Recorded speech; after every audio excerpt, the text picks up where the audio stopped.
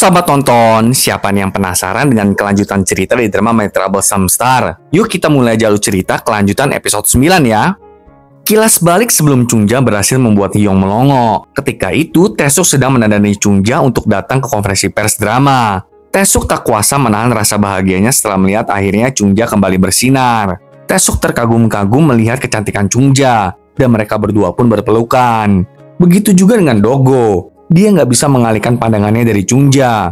Dogo bahkan memuji betapa cantiknya Chungja sekarang dan memberikannya sebuah kalung. Dogo mengatakan kalung itu adalah pemberian dari sponsor. Padahal kalung itu dari kantong Dogo sendiri, alias dia yang beliin buat pujaan hatinya. Di konferensi pers, ketika Chungja memasuki ruang konferensi pers, semua orang bereaksi serupa, terkaget dan terkagum oleh kecantikannya. Apalagi si Hyung, dia nggak percaya dengan apa yang dilihatnya. Ketika konferensi pers dimulai, semua wartawan tiada henti memberikan perhatian dan pertanyaan hanya untuk Chungja. Ibaratnya si Hyung dicuekin lagi tuh.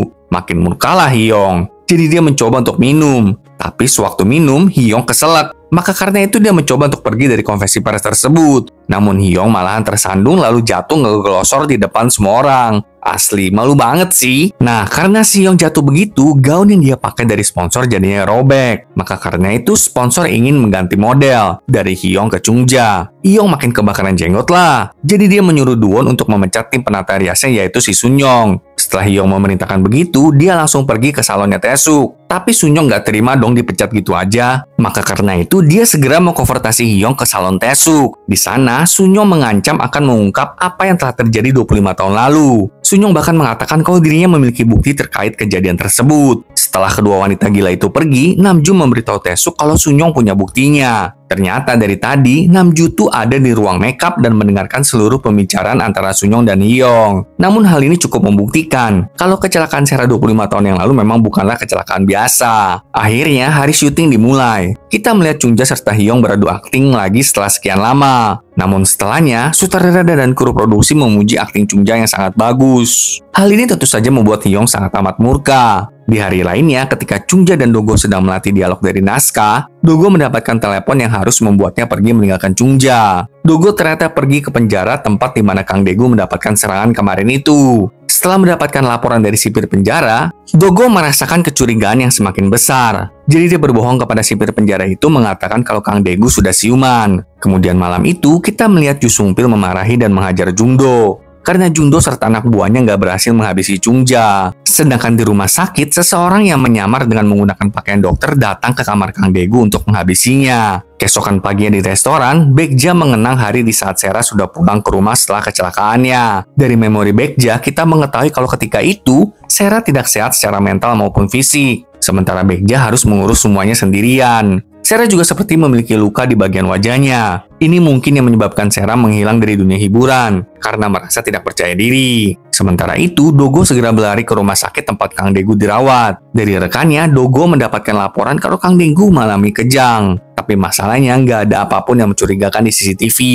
Untuk mencegah sesuatu terjadi lebih parah ke depannya, Dogo memutuskan untuk menangani kasus ini sebagai kasus pembunuhan. Jadi Kang Daegu disamarkan sudah mati gitu, padahal dia masih hidup. Beberapa saat kemudian, rekan Dogo melaporkan temuannya. Jadi kemarin itu, Dogo meminta rekannya untuk menyelidiki semua orang yang ada di sekitaran anggota Dewan Doi Kwan. Namun rekan Dogo malahan mengetahui tentang skandal anggota Dewan Mingguk-hee dengan sebuah agensi. Dan agensi itu adalah agensi yang dulu menaungi Sera. Dogo pun semakin curiga dengan Duwon atas semua kejadian ini. Malam itu di lokasi syuting, Chungja serta Wonban sedang melatih dialog naskah mereka. Akhirnya ya, setelah sekian lama, kita melihat juga wajah Wonban. Ketika mereka berdua sedang asik melatih dialog dan mengobrol, Dogo yang baru tiba di lokasi melihat keakraban keduanya itu, lalu merasa patah hati. Kemudian Hyung mendatangi Dogo dan mengajaknya untuk minum bersama. Dogo pun setuju. Saat di bar, Dogo perlahan bertanya tentang hubungan Hyung dengan Duwon, karena kan mereka tampak dekat sekali. Meskipun Dogo memancing Hyung agar keceplosan membocorkan rahasianya, Hyung tetap tidak bergeming. Dia nggak terpengaruh. Namun Hyung meminta Dogo untuk menjadi manajernya, dengan iming-iming uang yang lebih banyak, dan tentu saja Dogo menolak ajakan Hyung.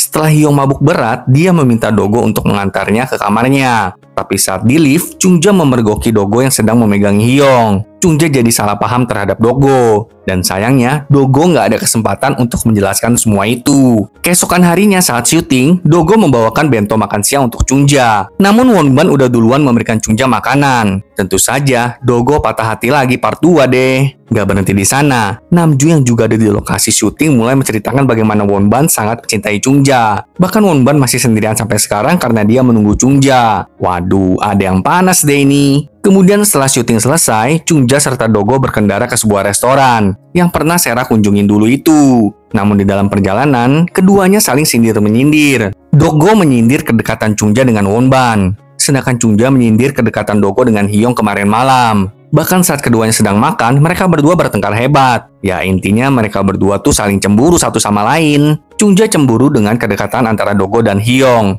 Sementara Dogo cemburu dengan kedekatan Chungja serta Wonban. Aduh ampun deh. Udahlah, resmiin aja hubungan kalian. Malam itu saat mengantar Chungja ke kamarnya, Dogo meminta izin untuk tidur di kamar Chungja. Maksudnya adalah Dogo mengirim Chungja ke kamar Dogo. Sementara Dogo yang mengambil alih kamar Chungja. Dogo melakukan hal ini karena merasa akan ada bahaya. Seperti dugaannya, seseorang beneran memasuki kamar Chungja dengan senjata. Tapi Dogo kan sudah mengantisipasi hal ini. Jadi dia langsung menyerang pria itu untuk menangkapnya. Ternyata pria itu adalah Jungdo. Dogo menuntut Jungdo untuk mengatakan siapa yang menyuruhnya. Tapi sampai akhir pun Jungdo tidak menjawab pertanyaan Dogo. Lalu setelah pertarungan yang panjang, Jungdo berhasil melarikan diri dengan mobil. Dogo segera berusaha mencari tahu plat mobil itu. Tapi plat mobil tersebut palsu. Keesokan paginya, semua kru produksi membicarakan tentang sesuatu yang terjadi kemarin malam. Hal ini didengar oleh Chungja. Dia segera menyadari ada sesuatu yang salah dan mengkhawatirkan Dogo. Chungja berniat untuk membahasnya di dalam perjalanan pulang. Tapi Namju tiba-tiba muncul untuk nebeng mobil Chungja. Jadi mereka berdua nggak bebas berbicara kan? Dalam perjalanan, Namju tertidur. Chungja mulai menanyakan keadaan Dogo dan tentang apa yang tadi didengarnya lewat percakapan para kru produksi. Tapi Dogo hanya mengatakan bahwa semuanya baik-baik saja. Sementara di tempat lain, Ju Sung Pil menonton bagaimana Min Guki berhasil memimpin suara terbanyak di kampanyenya. Ketika itu, Ju Sung Pil teringat bagaimana Do Ik-wan telah menyerahkan segalanya, termasuk jam tangan emas uniknya kepada Min Guki. Malam itu, Chungja mengunjungi Dogo. Dia hendak membuatkan bubur untuk Dogo. Chungja menyadari kalau Dogo terluka karena dirinya. Meskipun Dogo mengatakan dirinya baik-baik saja, Chungja tetap memaksa untuk masuk. Masalahnya saat itu, Dogo sedang ada panggilan alam alias lagi nanggung di toilet. Karena itulah Dogo memberitahu Chungja kode sandi pintu rumahnya. Ketika Chungja hendak menekan kode sandi pintu itu, dia menyadari kalau kode sandi Dogo adalah 0728. Dan seperti yang udah kita tahu, 0728 adalah nomor ponsel yang pernah Sera ucapkan di pidato penghargaannya. Yang berarti sepertinya nih, Chungja menyadari kalau Dogo adalah polisi yang waktu muda Sera kagumi. Sekarang, saat Chungja berhasil membuka pintu rumah Dogo, Dogo yang terburu-buru mendatangi Chungja malahan terpeleset dan jatuh ke pelukan Chungja. Teman nonton kamu senang bisa melihat banyak konten antara Dogo dan Chungja di episode kali ini. Mari saksikan kelanjutannya ya sahabat nonton. Sampai jumpa.